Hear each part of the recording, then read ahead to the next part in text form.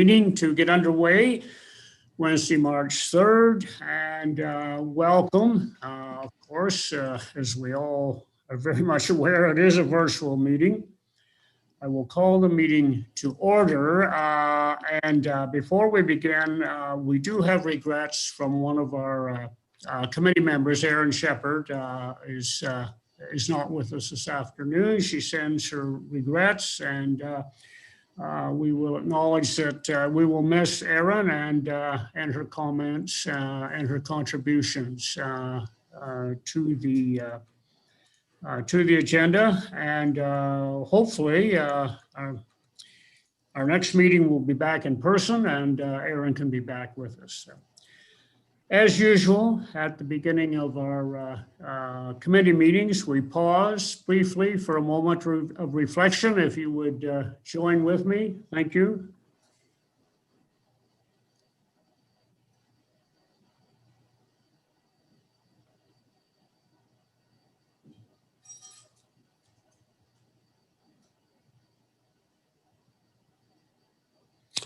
Okay, thanks so much. Any disclosure of pecuniary interest around the table?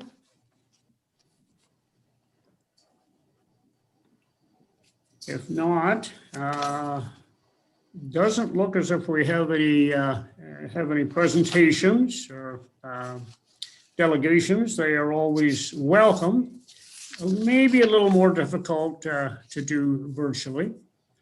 Before we go any further, I do want to welcome two other very special guests to our meeting. Mayor Barb Klumpus, thank you, Lady Mayor, for taking the time to join in with us. And we have Rod Willis here too with us from our Rec and Culture Committee. I'm going to call on Rod in just a couple of minutes. I do want to ask the committee to approve the minutes from our last meeting back in November. There's a recommendation that the minutes of the November 4th, 2020 meeting of the AAC be approved as presented. Could I get a mover and a seconder? I'll move. I can get a show of hands or thank you, Linda, and seconded by Mary. Thank you very much. Any discussion concerning the minutes? If not, I'll ask for your vote. All in favor of accepting them? Thank you. Okay, now item 7.2 on our agenda relates to two capital projects that are coming up, hopefully fairly soon in 2021. One down at the harbor and the other at the museum washroom. And as I mentioned before, we do have Mr. Willis with us. And I'll ask you, Rod, to give us a little more insight on just what is going to happen or what we're hoping is going to happen with the projects. Go ahead, Rod. Absolutely. Okay, first of all, thank you very much for letting me join to give you an update on the 2021 capital projects. Harley has mentioned that there are those projects in line, and there's also some additional projects that are going to require some AODA compliance issues. So what I'll do is I'm just going to give you the name of the project, and I'll give you a brief outline of each of the projects and what we're doing and what the intentions is. And if there's actually any questions after each one of the projects, I'll stop and answer any questions. So if that's fair and everyone can hear me okay, and away we go. So the first project is was the harbor washroom facility renovations. So as many of you were aware, we did upgrade the washrooms in the harbor facility in the actual boating lounge last year. Just due to the natural layout and construction of the building, we were not able to obtain the AODA compliance that we should have, but we updated many of the fixtures and many of the areas that we could to bring it up to compliance. But again, there's still access issues with doors, and we tried to improve it as much as we can, but we couldn't get there. So In 2021, our intentions was to provide a fully accessible area, and it's the river washrooms beside the fish cleaning station that will be fully compliant and fully accessible going forward. So these washrooms here will actually be winterized also, so they will be available during the winter time. So what our intentions is to, obviously we'll need to insulate the building. We are going to expand all of the doorways to ensure, and with openers and all the safety devices that are required for this. We will probably be eliminating some of the stalls in that, just to ensure that we can get full compliance for this area.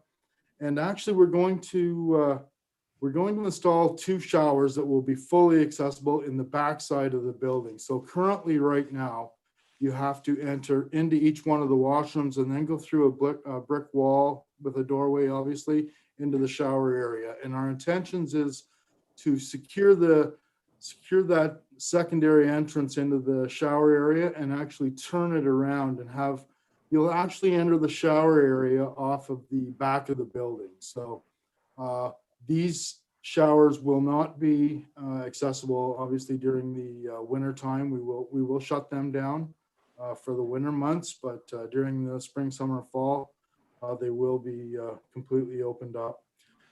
We will be pouring all new pads around the facility to ensure compliance, and we're going to try and connect. Obviously the fish cleaning station is right next door to it, so we will try to take in all the considerations for tying all the facilities in together. So that also with the river washrooms, what we'll do is currently right now it's a split block building. It's a cement building. It's really aesthetically, it's not probably the most attractive building. So we're working through the process to actually put on a nice wood siding that will require minimal maintenance from staff. So that's kind of the detail on the river washrooms at the harbor. So if there's any questions about that, I'm happy to answer them. So. Any questions from any of the committee to Rod? Sounds like a fairly substantial change, but I think all for the better, Rod. Should serve us very well in the future. Yep. So that's good. Awesome. So staying at the harbor, as everyone's aware, and again in 2021, we in 2014 council passed a harbor strategic master plan, and in 2021 we're going to get into a little bit more detail into the design of the overall plan and give us some cost estimates. So this part of the plan is actually going to focus mainly on the parking area where the boaters are, and all of the green space around the harbor washrooms right over to the new bridge. So this is going to involve some connectivity, some new sidewalks, some new additional green space. There'll be some, obviously some stormwater management projects happening, but yeah, it's a pretty exciting project actually that we're working on. We're just actually about to select a consultant here, hopefully by mid next week to get going with this project. So, but again, when we have this design created to 60% for these 2 areas, we'll have a good idea of the layout of the whole new harbor area with some pricing, and again, the AODA compliance will all come into play with this too. So that's a project that we're also working on right now. So if there's any questions about that. Awesome. So another one of the projects was the museum. We did, there was some work, significant work done there about 2006. We are going to renovate some of the washrooms in there. They were not the best. There's really no compliance. So we are going to modify to the best of our ability one of the washrooms in there to make them multi-use, to make them fully accessible, which will have openers and all the alarms and the bells that need to be involved with that. And the sinks, the taps, and all that good stuff. So yeah, the museum is another project that is on the list for this year. So okay. Thanks, Rod. Thanks very much. Yep. Yeah, are there any questions? Yeah. Oh, sorry. Certainly the work down at the harbor, aside from the washrooms, will be welcome. It'll be great to get things, maybe a little better organized down there. That sounds terrific. Perfect. If there are no questions, and we don't want to let Mr. Willis off easy, if everyone's, okay, I thought there'd be something. Linda, go ahead. Thank you. Just wanted to know, I think you said this already, but I've forgotten. The completion date for this is, you're expecting when? For the river washrooms? washrooms. Yeah. So we're currently preparing the tender here within the next month. I don't want to go under construction down at the harbor during the July and August months, just with so many people down there. So I'm actually hoping to have the tender out and approved, and I'm looking for kind of the first week or two in September, after the fish derby is over and traffic has slowed down in that area a little bit. So okay, that sounds good. Yeah, good. Thank you. And the museum, same thing? Museum will be the same thing. I don't want to interfere with the operation during the winter months, and it may even be a little bit later in October. So okay, thank you. Okay. Thanks, Ron. Welcome. All very good. If there's nothing more for Rod, we could let him get back to other activities. I know after work this evening you'll be interested in a hockey game out west going on. But anyway, for now, thanks very much, Rod, and we'll continue on with our committee session. You're welcome to stay if you wish, but just whatever suits your. No, I'm trying to get some tenders out the door, so I better. Okay, yeah, that's important. It's that time of year. That's right. Thank you. Thank you very much. Okay, we'll jump back now to the original agenda. We're at number 6. We have 3 items there. National Accessibility Week, the Multi-Year Accessibility Plan 2020, and the plan for 2021. And we are very ably assisted this afternoon by Ms. Wilton Siegel and Ms. Hannah McCullough. And I know one of you ladies, perhaps both of you, are going to take us through these. So we'll start with 6.1. Wonderful. So that would be me. So National Accessibility Week, it is not as far away as you would think. So it's coming up for May 31st, and it runs through to June the 4th. And seeing as our next accessibility meeting is at the beginning of May, we just wanted to come to you guys and kind of let you know what we're thinking for this year. And also just to give you the opportunity, if you have any suggestions in the coming weeks or even during today's meeting, we'd love to hear from you on, what you'd like to see this year for that week. So typically in the past, I know we've done kind of a few of the same things that work quite well. So we're hoping this year to bring back the lighting up at the water tower. I know that that's been kind of a really good promotional effort in the past. So we're really hoping to do that again this year. We're also looking at how we can work with the staff at the Meaford Public Library. With our new library finally being open and people actually able to enjoy the facility, I think this year is a really good opportunity for us to highlight that facility and all it's doing for accessibility in Meaford. So looking at ways that we can partner with them that week to kind of highlight that facility and kind of some of the ongoing work that's currently happening there as well. And then in terms of kind of considering COVID, I know last year we had to be fully remote for a lot of our activities just because we were really in the thick of it.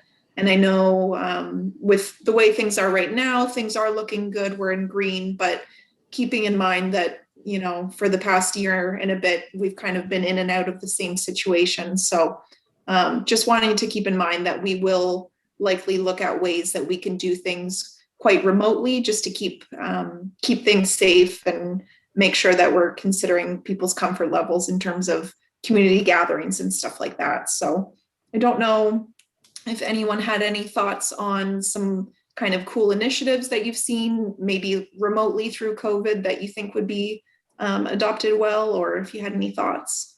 Hannah, I was just wondering, because I think despite COVID this year, and I think it's great if we do it remotely, because I know the majority of people, unless they're very lucky, are not going to have had their vaccination, and anyone with a disability is not wandering out because it's yeah, I mean, if the numbers grow, I mean, there's so much going on in that population. But we, you know, my way of looking at it, there's been some really cool things, and I was wondering, and this may take money, I don't know, but I would love to see like a center spread in the Meaford Independent and highlighting things like the library, like the bridge, like what Families for Autism is doing.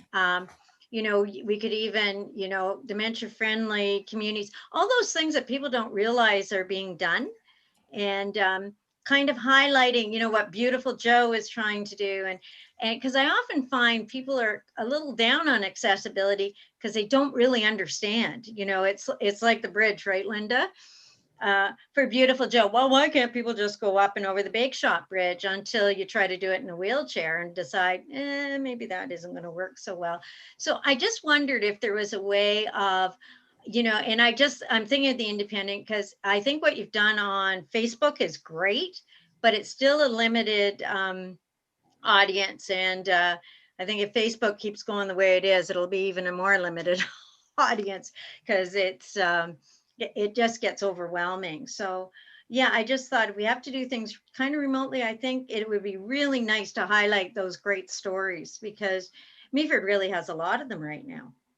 Yeah, that's an awesome point, Excellent Linda. idea. And I know we've reached out and I'm just waiting to hear back on our communications board that Families for Autism had kind of brought forward through this committee.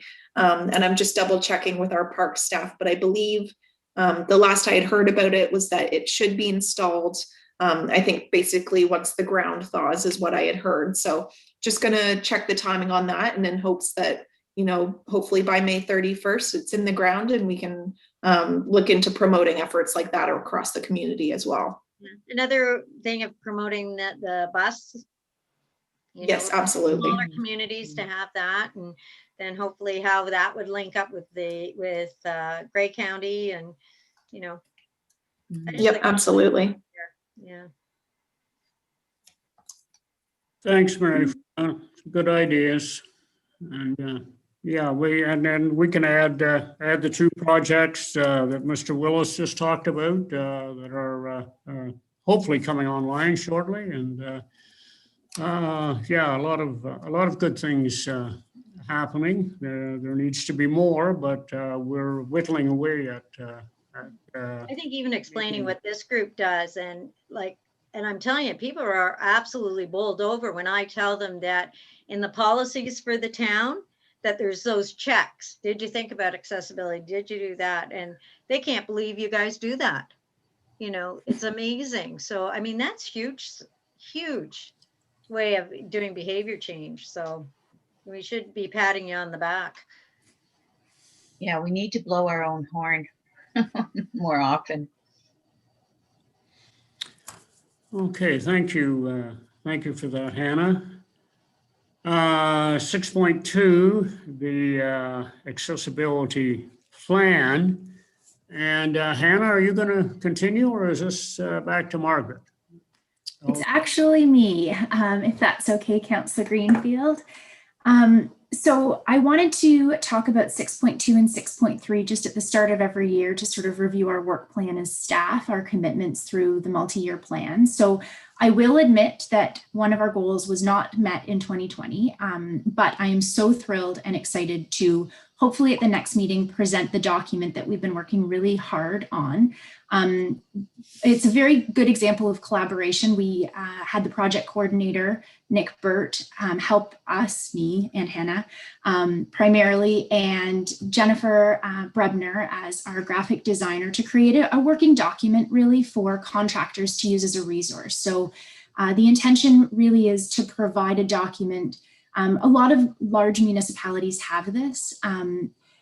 And so basically to provide this document that has the best practices, very visual so that people are aware down to where a toilet paper holder should go, that kind of detail. And I received a document, I think it was the City of Vaughan today, and it was about 290 pages. And I will admit ours is slimmer. It is more like 43.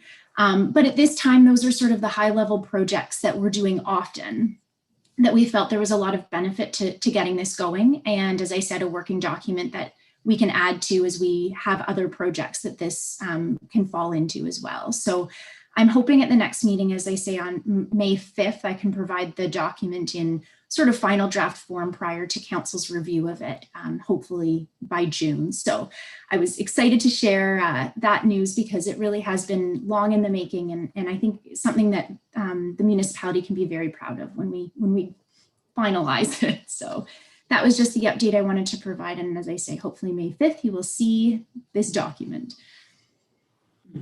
Thank you, Margaret.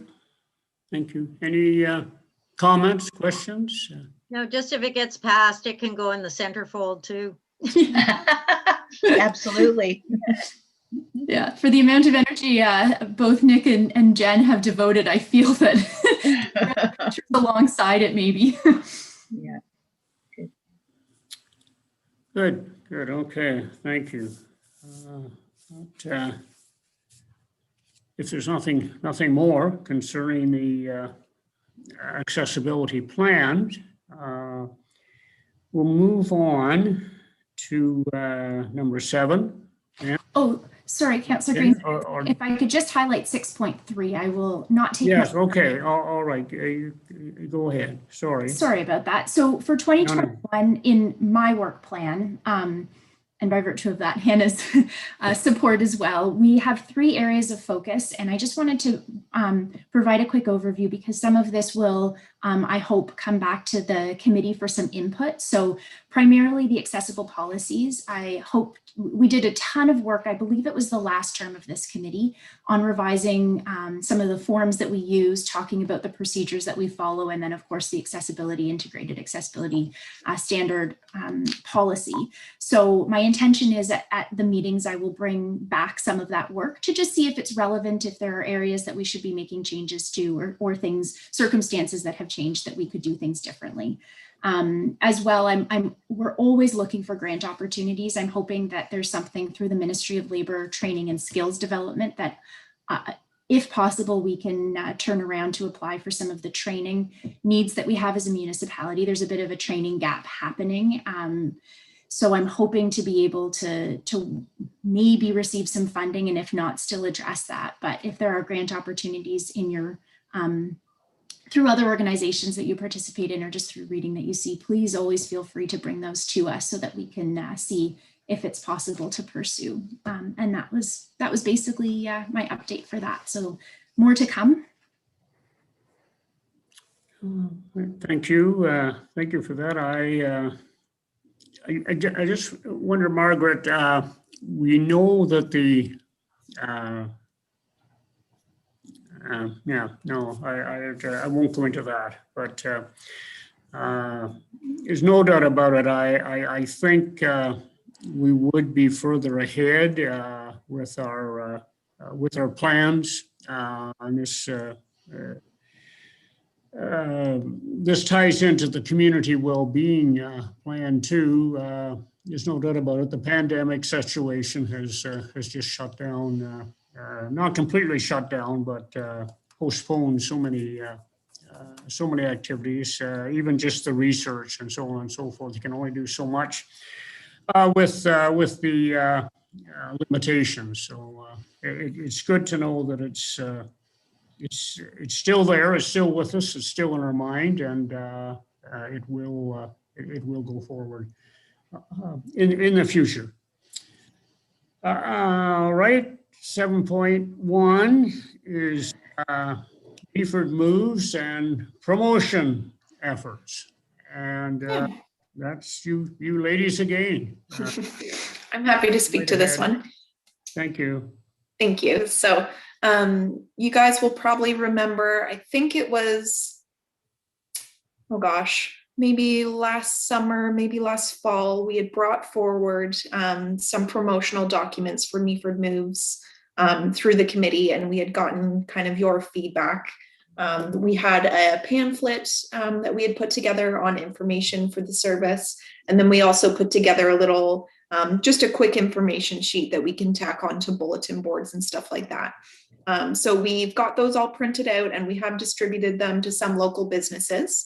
Mind you, I will note, especially with COVID, I had done some calling around in the wintertime just to say, you know, I'd be more than happy to bring these in if your office is open. Would you mind if I did so? And we did have quite a few people at that time letting us know that they weren't really wanting paper materials distributed right now, but we certainly have lots on file and we'll continue pushing that as hopefully we reopen and start to see a little semblance of normalcy again. So we'll be looking to get those out. We're also, we've redesigned our cards. So I've got one here and I'll just see if I can show it to my camera. If you guys can see that, it'll be backwards for you, but we've just kind of standardized the card and made sure that it looks nice and crisp and clean. So now as people kind of sign up for the service, they'll have this really nice card that they'll be provided. It's on a nice kind of stock. So it's a little bit fancier than the laminated versions that we've been passing out. So excited for that. Looks and good. then, yeah, along with those, we also ordered some promotional magnets. So Margaret had a really great idea. You know, we were thinking of what kind of materials could we, you know, maybe give out to new members, or if, you know, if we're ever able to go to a community event again, what kind of materials can we distribute? And, you know, a lot of times people will give out pens or, you know, tote bags or something like that. But when it comes to Meaford Moves, it's really helpful if people have the phone number where to book in their house and they can just know where to go when it comes time to book a ride. So we've got these magnets, and on the magnets, it essentially just describes where you need to call if you need to book a ride, and it gives the phone number in nice bold writing. And then it also gives them a reminder of what they can use the service for. So they can go shopping, go to work, go to a professional appointment, visit a friend, or they can go to medical appointments, and that includes out of town as well. So we've put those together, and we've got quite a few of those. So we're hoping we'll be able, like I mentioned, to distribute those to new members and kind of get those out even to people who are just interested in the service as well. So I'm excited about that. And then in the winter, I don't know if anyone saw, but we also did a few advertisements in the local papers. So in the Meaford Independent, and I believe we did one in the Sun Times as well. We pushed out a few ads over the winter time, kind of as a campaign to say, you know, if you need a ride this winter, why don't you let us drive you? And then kind of promoted the service that way. So moving into 2021, we'll keep looking at ways that we can, you know, keep promoting the service and getting the word out. It's certainly, you know, something that is pretty near and dear to mine and Margaret's hearts. So we want to see it well used. And I think it has a lot to offer people. So the more we can get the word out, the better. Thanks, thanks, Hannah. Do we have any numbers concerning the number of rides, say, since the start of the winter? Are they the numbers up, down, fairly constant? It looks to be fairly constant. We do get reporting every month.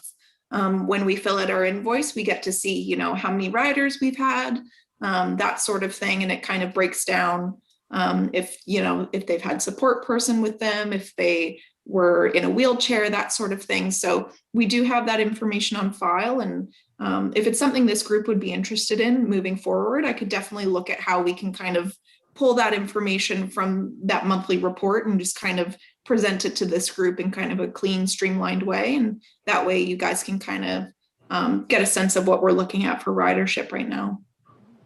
Yeah, thanks, Hannah. There were a few people after the lockdown after Christmas that were surprised that the service was still being offered.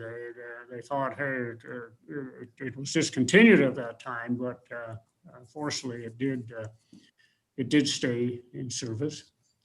Mary, No, I was just going to say, I think this year, anything though that we look at that's numbers, that we'll have to always skew it to COVID, because again, you know, the population using the van will have been very careful during this time, but it's wonderful that it kept going. Yeah, absolutely. Want it to get out or need it to get out, especially appointments. But yeah, I think Truda will agree with us. Like we've hardly been out at all through all this. So, you know, I think that it'll be another year before we'll see numbers the way they should be. Yeah, I get Yeah, excited absolutely. about doctor's appointments. Pretty sad. Yeah.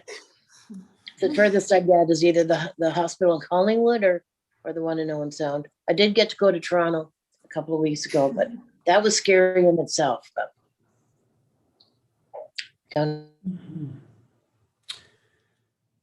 thank you. Thanks again, Hannah. If there's nothing more for me for moves at this particular session, we can go on to 7.3 and the 2020 accessibility audit. Now, and I believe that's Ms. Wilton Seidel. Yes, I will speak to this item. Thank you, Councillor Greenfield. We were some of the lucky municipalities. We were one of the lucky municipalities to be audited for accessibility in December. I don't know what that was based on, but my lottery tickets did not indicate it was luck. So I just wanted to highlight this to the group. We were randomly selected. Basically, it was just in an inaccessible format that the provincial government provided to us in order to submit some documentation to note that we were doing what we were supposed to be doing. It really, I mean, I guess it was a good experience to go through. I will leave it at that. Some of the documentation we provided, they had some areas of suggestion. As I mentioned, the training is a little bit of an issue. We were hoping to do some enhanced training in the springtime of last year, which was canceled. And I'm basically now trying to figure out how to deliver some of the great training we used to do in person virtually. And so to have to pivot with that is time consuming in itself. So I'm hoping to be able to have a plan to start delivering that and then improve that over the course of the year. So I just wanted to bring that to the committee as something that we had done, that we are just working on to be compliant, and it should not be a challenge before the end of the year to demonstrate an even stronger commitment to accessibility to the province. So I will leave it at that. Thank you. Thank you for that. Are these audits annually? So we actually provide a compliance, we do a compliance, I can't remember what they call it, basically a survey to determine that we are compliant every other year. So it was not a reporting year for us in 2020. So I don't know how many municipalities they audit. A number of them in a professional network group that I'm a member of noted that they were audited. Now we're 444 municipalities and maybe 50 of them were audited or something like that. I don't actually know the numbers, but that sort of seemed to be the replies when people said, did anybody get this? And also it was a very short turnaround time. It was sort of my recollection is the start of December, we received it. And by mid-December, we had to submit our documentation. And it was sort of, do you have this or do you not?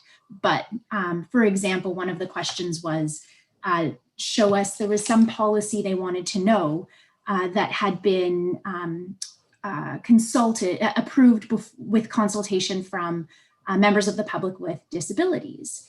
And I had noted that we included the minutes from our Accessibility Advisory Committee, which by virtue of the legislation has to have 50+ members of people with disabilities. And I also noted the council minutes, which provided a 2-week period between consideration and final approval for any member of the community. And they still questioned us on that and wanted additional documentation. So I don't think that really was part of your question, but I think a number of people were audited. And I think it's good. It's good to have that accountability and that the province is paying attention. And so hopefully in the compliance year, we have no issues and we've learned from the experience.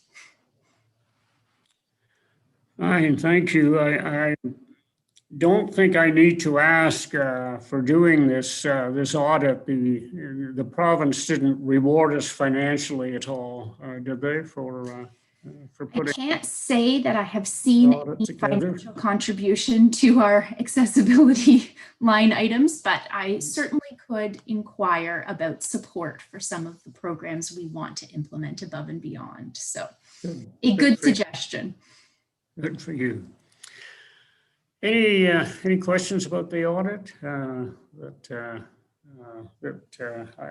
I think our staff managed very well getting through that. That's something new and different. Absolutely. 7.4 is YouTube closed captioning update, and now I'm thinking, is that Margaret again? Yes. It is. I'm sorry to bombard you with some items. Now, I hesitate to talk about technology because it is not my strength, but I will acknowledge that we have learned a lot. I'm going to say goodbye to our mayor. Thank you for joining us.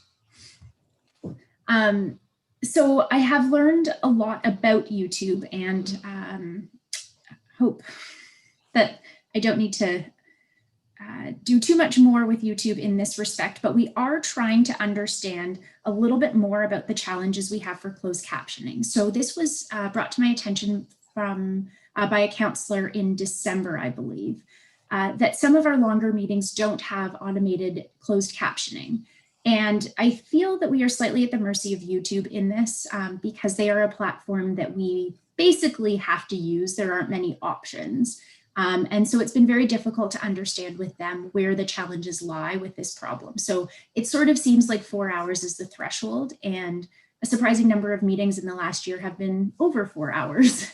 So we don't have closed captioning for all of the meeting, or any of the meeting, I believe, that is over 4 hours. So we're working on this, recognizing that this is a challenge.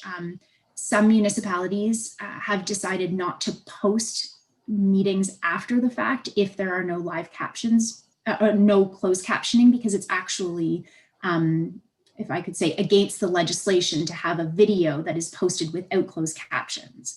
So our feeling is it is actually better to have a video posted than not at all, while we work on this challenge that we have with closed captioning. So I just wanted to highlight this as something ongoing. It wasn't as simple as I hoped in terms of just turning on something that we had accidentally not turned on. I wish that it was that simple, and nothing with technology ever seems to be, but we are looking into this, and I really hope to have some sort of solution.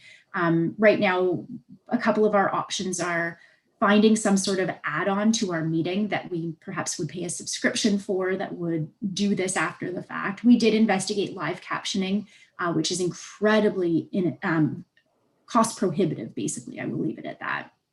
I'm not saying that this isn't an important priority, but just being clear that there really is something we have to figure out within a budget that we have.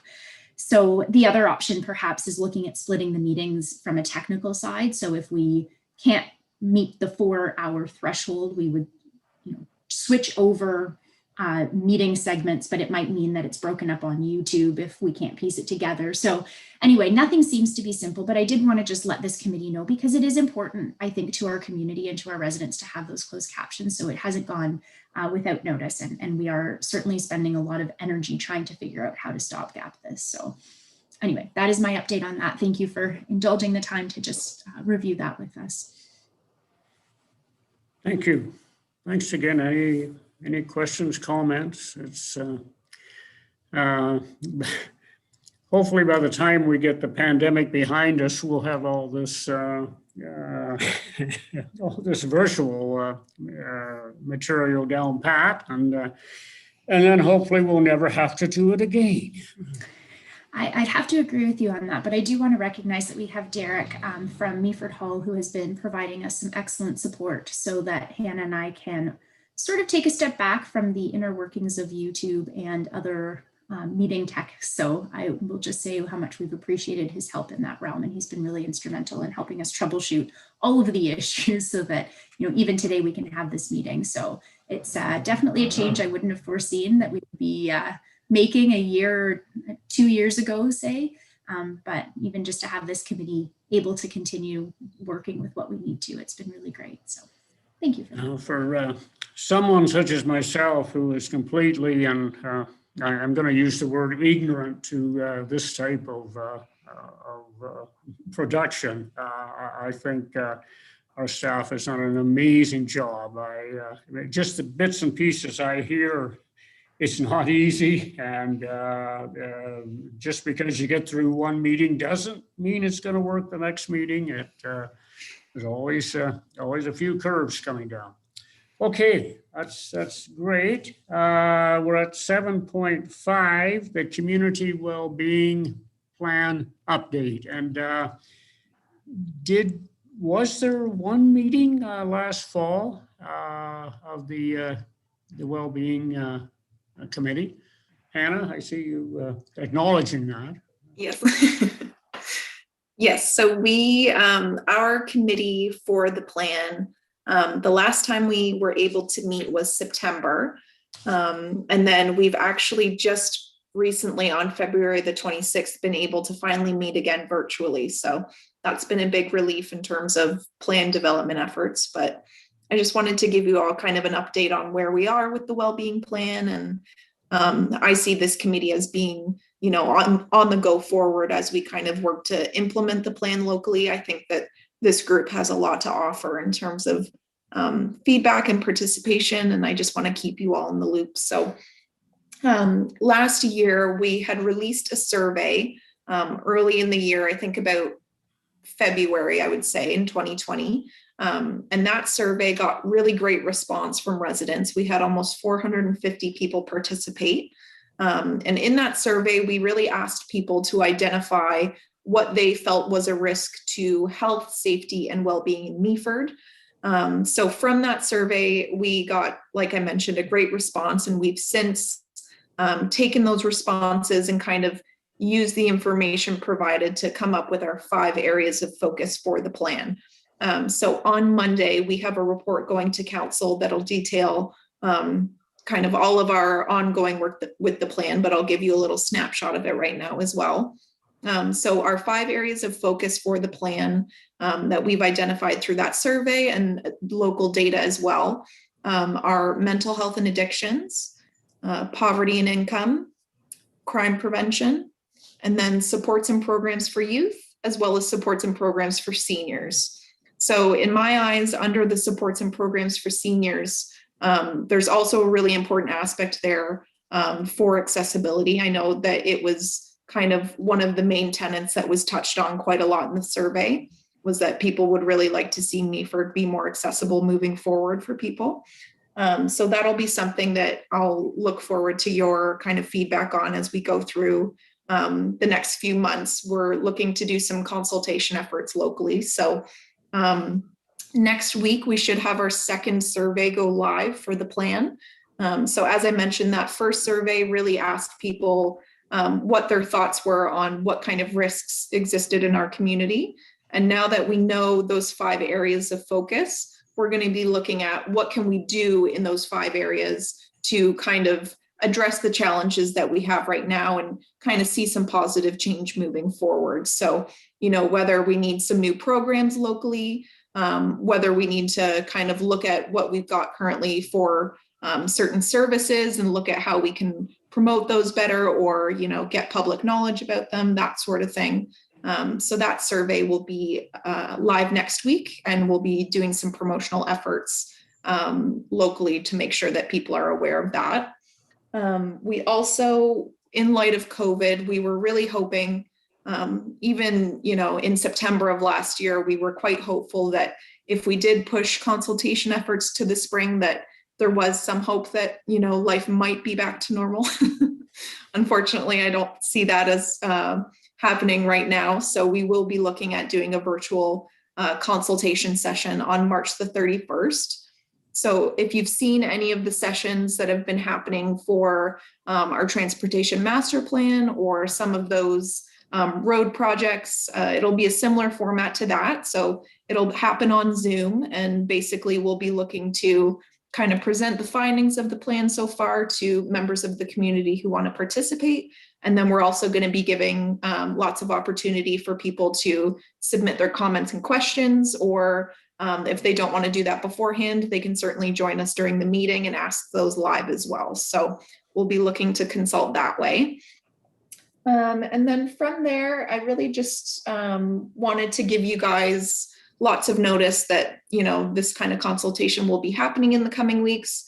I would love to get everybody on this committee's perspective for the plan, and, you know, whether you guys want to participate in our survey or in that session, or, you know, if you think it would be helpful for this group to meet and kind of do our own little consultation, I'd be happy to do that as well. So just wanted to keep you in the loop and keep you updated on some of the stuff we're going to have in the coming weeks. Thanks. Thanks very much, Hannah. That's very interesting. And a good question to throw out to the committee if they want to. I think everyone will want to be involved in the survey individually, and that's for sure. How you said the new survey was starting next week, and how long will it be available to the public? So I'm hoping it'll be open as of next week, and I'm hoping that it'll be open until at least the end of April, depending on if we're still seeing responses come in kind of in droves. Then I'm sure we'll be willing to keep it open a little bit longer. That way we can, you know, we need to make sure that we've got time, including the tight deadline that we have for turnaround. We just need to make sure that we're allocating lots of time to kind of analyzing the responses and putting them into the final plan. But I think the longer we can keep it open, as long as there's that sort of demand from the public, then the better. Mm-hmm. You mentioned that there would be a report coming to council likely today or tomorrow for Correct. For Monday's meeting.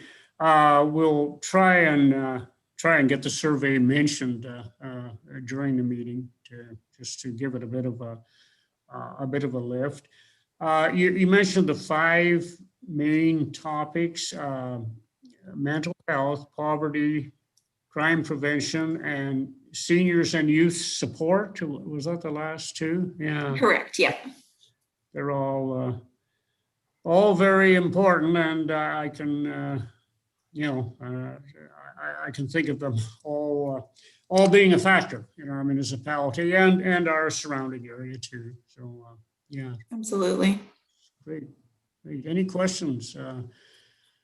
Yes, Mary, go ahead. Just Hannah, at the consultation, like those are 5 huge areas.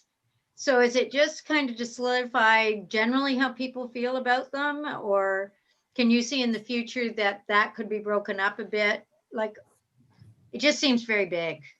Yeah, that's a great point, Mary. I could definitely see. I know that when it comes to the virtual consultations, I'll suffice it to say we haven't had excellent community response when it comes to the number of participants. So I was hesitant to break us out into, maybe 5 separate consultations only because I didn't know if, the demand would be there. But certainly as the next few weeks roll out and we kind of look at how many registrants we're getting, I'm certainly open to having more than one consultation session carry through to April. So if we do see that kind of demand, I could certainly see how breaking them out even kind of area specific for each focus. I think that could be really helpful. That's a great suggestion. Yeah, I was even wondering for the first one where you're trying to see the whole plan and the connectivity, because you want to make sure those areas all connect too, because there is a lot Absolutely. but maybe going forward that there might be opportunities to break it down a bit. Yeah. Absolutely, for sure. And I think it's important too, we're certainly, and I didn't really touch on this, but we're certainly reaching out to quite a few service providers and community groups right now to see if they would be interested in doing a consultation with us as well. And currently I'll be holding one tonight, and we had one yesterday, really specific to the supports and programs for youth. So through Jordan Bay Youth Roots and one of our school parent councils, they've expressed some interest in giving their feedback on that issue specifically. So I think in terms of, all of our kind of 5 areas, we're definitely looking for feedback. If people, if a certain agency feels really strongly about what we can do in terms of supports and programs for seniors, we're definitely looking at getting that direct feedback as well. Great. Thanks. The 5 topics are all all very important individually, but I can't help thinking there is an intertwining of them all. There's so much crossover. Absolutely. Yeah, that's going to be lots to discuss, that's for sure. Yes. Yeah. And I think, the way I kind of frame it in my mind is that quite a few community safety and wellbeing plans will kind of, rank their top priorities. But the way I've kind of pictured it in my mind is that we don't really have any rank of this is priority 1, 2, 3, 4, 5. To me, they're all our top priorities. And like you said, they're so intertwined with one another. When it comes to poverty and income, it directly impacts both our seniors and our youth. And, when it comes to mental health, that has a direct impact on a lot of different groups. So yeah. I think it's really important to kind of consider how fluid they all are as well. Yeah, I would almost suggest that they all fit under the umbrella of the community's mental health, basically. Yeah. Absolutely. Yeah. Mm-hmm. It may be the one that rises to the top of the list, and it's interesting. All right, if there's nothing more for 7.5 item, we'll venture on to number 8, and we have 3 items that are listed for our information as communication. One is the Accessibility Committee Site Review Committee, and they were able to get together.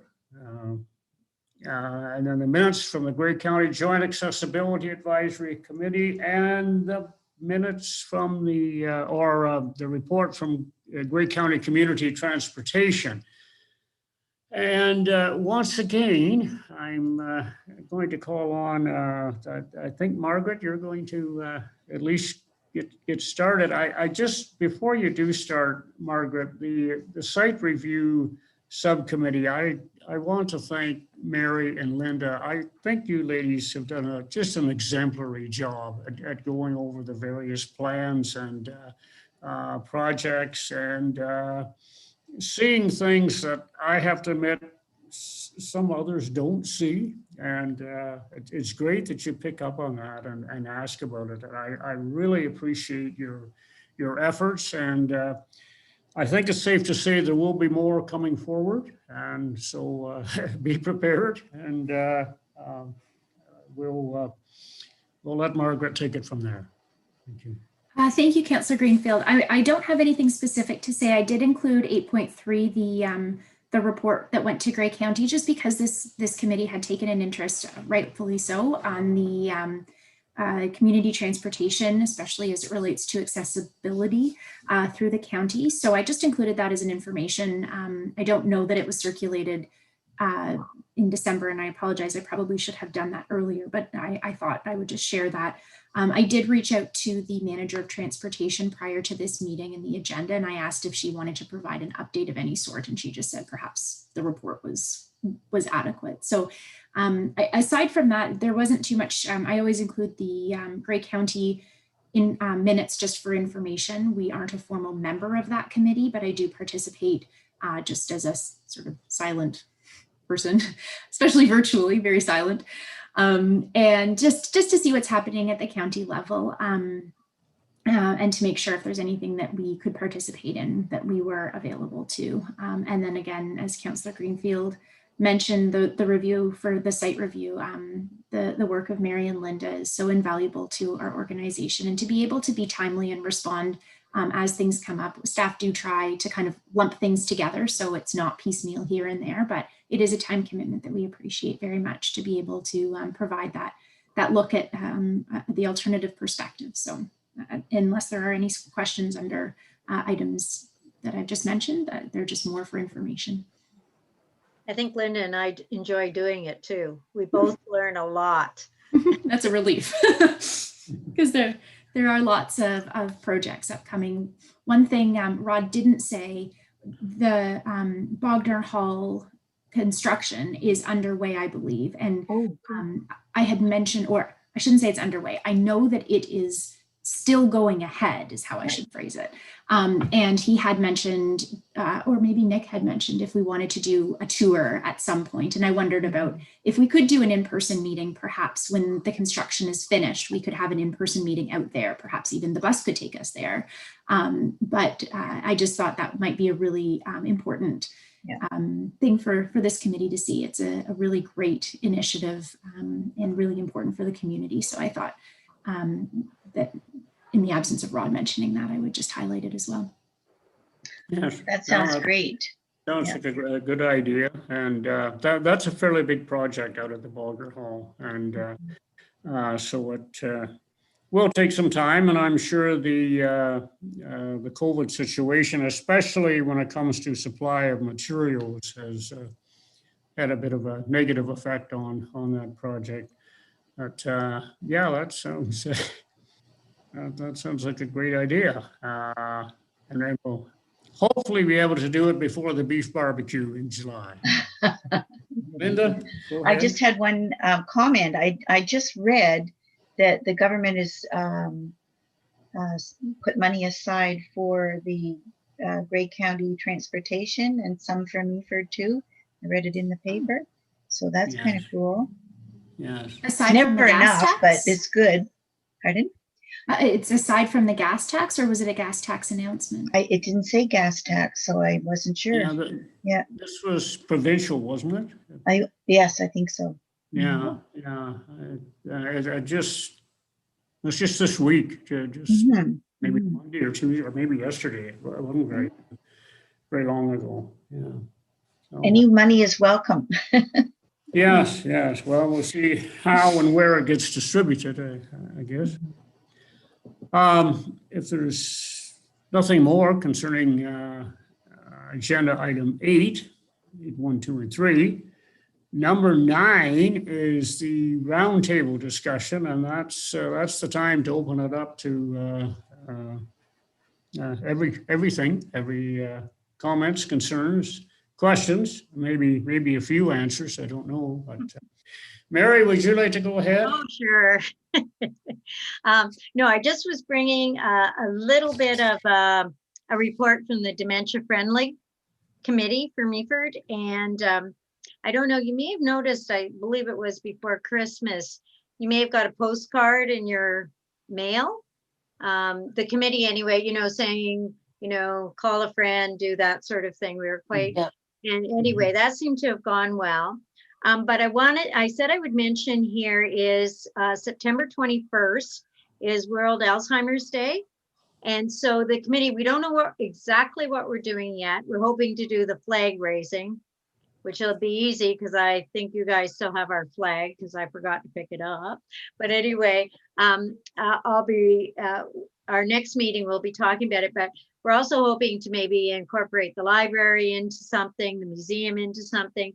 And we're going to make everything so if we need to be virtual, we'll be virtual, and if not. So I just wanted to give the committee a heads up that we're going there.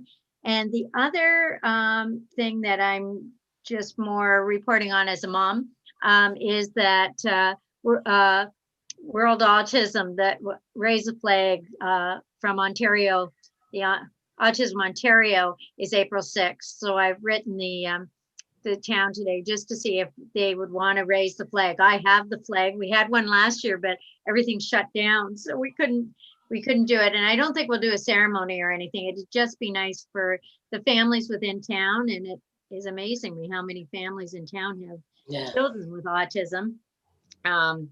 They see the flag up there. It's amazing how the flag and the water tower being lit up, that acceptance is amazing. People talk about it, and I have to tell you, the group that presented to us, Families for Autism, I mean, they are absolutely amazing. Absolutely amazing. I mean, I have a daughter who's autistic for, she's 41 now, and it's only been in the last 3 or 4 years that, other than school and medical stuff, that there's stuff coming together for them. And it's been these grassroots like autism, Families for Autism. And so anyway, we'll see how that goes. Last year we did it at my fence because again, we had to be virtual, but I do have a flag here if we're able to do it. So that's my report. Okay, thanks very much, Mary. Appreciate it. Well, I'm going to say something that's probably not very nice to hear. I think we need to keep this bridge and accessibility to Beautiful Joe Park in the forefront, because the hints of what I've heard recently is it's going to take another 10 years before they even consider a bridge. So that's a long time. I might be dead by then. It's a long time. And the accessibility into that park is so important, because on foot, you really can't get in. So the bridge is really, really important. I know it's an expense, and of course, Beautiful Joe's happy to start fundraising for it, which we have already. But going forward with a 10-year timeline seems a little bit unrealistic for people to donate money. So I think we need to keep pushing from an accessible point of view how this would be so beneficial with parking over at Legion Park and accessible washrooms there, and to be able to go over a bridge to go right to the park rather than go up the road, across the road and down into a very unstable walkway to get to the park. So it's just something I thought I would mention again. Yeah, Linda, and I think too, I noticed you had put something on Facebook or a reply for what happened with the tobogganing this year. Yes. It was horrible if you had tried to go up that street. So I really do think you're right. We need another access. Yeah. Yeah, that would have solved a lot of problems actually if the parking was over on the other side and in the park, where kids and families, can pull their toboggans across and, play over on that end. But anyway, I just thought I would mention again, because that seems like, I thought it was because it's been 10, 11 years now since we put that accessibility project forward to the municipality, and it's been on the budget ever since, but never materialized. So it's now, the bridge at one time 11 years ago was like $70,000. It's now 300. So it's only going to go up, and it'll be more unreachable as time goes on. So I just want to comment how important it is. So many people are not able to visit the park. Oh, thanks, Linda and Mary. there's no doubt about it. Beautiful Joe Park. It's a beautiful piece of property. It's a beautiful park. It's great that it does pay respect to our canine friends and also our human friends. And you're right. It seems to get mentioned, seems to get discussed, and it just doesn't seem to get much further away. It hasn't. The bridge idea has not been forgotten, and of course we have a new parks plan for the Legion Park across the river. We also have a major residential project that is getting a bit closer at the former Legion. I know this is a far away hope, but I'm hoping when we get some of our proposed residential developments in plural in place and I'm expecting a great many more folks who are into recreation, into hiking, into walking, exploring, and so on and so forth, that the temperature can be turned up on the need for access to Beautiful Joe. And again, that's not going to be an overnight thing, but I think the potential is certainly there. And our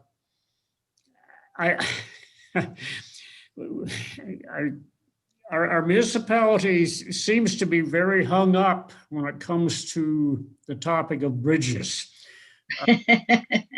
both pedestrian and vehicular. And unfortunately, we haven't really been able to come up with a clear, definitive answer to just what we're doing. We did do the work on the Trowbridge Street Bridge. I think it's a plus. I know there was some confusion, or there was some comments about the visibility, but I think the traffic, now that we put the four-way stop in, is, as far as I know, is getting along very well. But back to Beautiful Joe, it needs to be done. It's and in particular for those with accessibility problems, but for everybody. A walking route across the river. My goodness, I think of some of the some of the walking bridges that have been constructed. They're miles long. There's just no end to them. And we've been over canyons, 2,000-3,000 feet across, and the same depth, and it's got a bridge across it, and so it can be done. It comes down, like everything else, to how much money's in the pot or isn't in the pot. Anything else? Anybody? It seems that that corner of the Baker's Bridge and Legion to Miller is a problem area all told. I mean, we're just starting up the hill on Miller, and we see more and more people parking on the street trying to get into the trails, but the trails have been plowed in. There's no access unless they chop their way through. It's become a really big problem, and our neighbors, we all sit here waiting for the time when vehicles collide because there's just not room. It's been I was going to say a miracle, and I guess it has been a miracle. Yeah, there hasn't been an accident there, either vehicles or pedestrians. And, for sure. Yeah. Now, are you referring to the little parking spot for the Trout Hollow Trail? I wish they would park there, but no, they park right on Miller. No, I know that on the hill, and well. And now you add skidoos to that too. It gets to be pretty exciting out there. No, I hear you. I Yeah. asked. We're looking forward to about that. that We're situation. looking forward to the and- cul-de-sac experience. Yeah, yeah, really so. Make things so much better. I just want to give kudos to the town for cleaning out the ends of the Georgian Trail. Mhm. I didn't know if they did that. I know it was suggested years and years ago, a few times, but I Yeah. noticed this year it's been done. So that was really nice Great. to have people climb over those snowbanks in town just to walk up the Georgian Trail. So good going on whoever came up with that. Especially this year when we're limited in what we can do and where we can go, and we're all looking for something outside in the fresh air, right? So it's healthy to be there, and you don't want to be punished for it. It's great to see people, so many people getting out outdoors. I mean, there are even some young people doing that on occasion. It has been great for participation, and I'm so pleased about that. And I expect this is going to continue long after COVID is behind us. It has presented some problems in some places. Certainly, some of the Gray Sawmill Conservation Authority properties are. Well, unfortunately, there are some folks who abuse the privilege, and anyway, it's something that'll have to be dealt with. But the plus side of it is that a lot of people are getting out and getting exercise, and that's wonderful to see, and especially under the conditions. Anything further? I'd like to, I know Yes, spring Trina. is coming. I know spring is Yes. coming, and I'm looking forward to patios downtown and hope that there's going to be a standardized approach to patios this year so that they're all accessible and they all have the same specs. That would be wonderful, and that shouldn't be all that difficult to do. Yeah. It's a matter of just keeping things to a degree of being level, and I don't see why that can't happen. And the patios are very, very popular. There again, it's doors thing that. Ms. Wilton Seagal, do you have an update on? I just wanted to comment, after this, I will be preparing and publishing the agenda that will be going out for Monday, March the 8th meeting of council. And there is in fact a report from our manager of strategic initiatives related to the outdoor patios for this season. So that will be something that's in front of council at Committee of the Whole on Monday. So I can't speak to the specifics of the report at this point, not because they're confidential, just because it's not in my brain right now, but but I do know that is one of the reports that's coming for council. Good.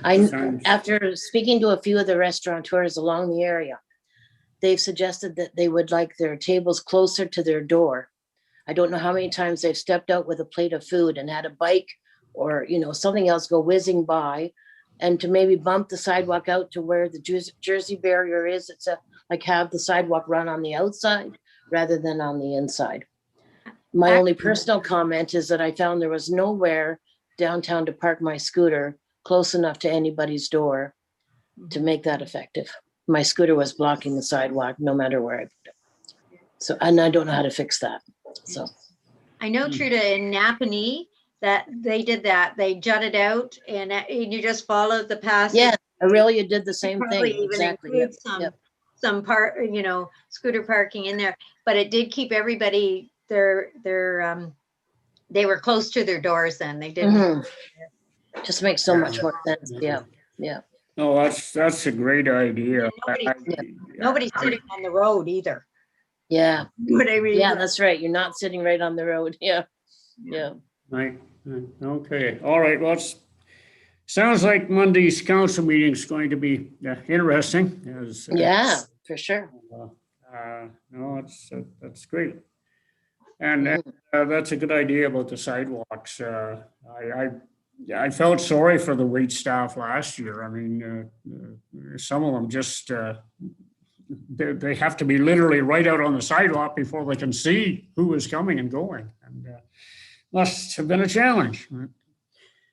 Anything more that anyone wants to discuss? If not, we do have another meeting slated for the 5th of May. It's a couple of months away. I'm hoping we can meet in person for that one, but who would know? But we'll plan on it, and that'll be 2:00 again, Margaret and Hannah. And That's correct. okay, well, that's great. Well, I want to thank you all for your joining in and your taking part, and thanks to Margaret and Hannah who keep us informed, keep us up to date. And if there's nothing else, I'll ask for a motion to adjourn the meeting. Would somebody like to move we adjourn? Truda, thank you. And Linda, okay. Thanks again. See you in May and hopefully before. Bye for now. Everybody. Thank you all.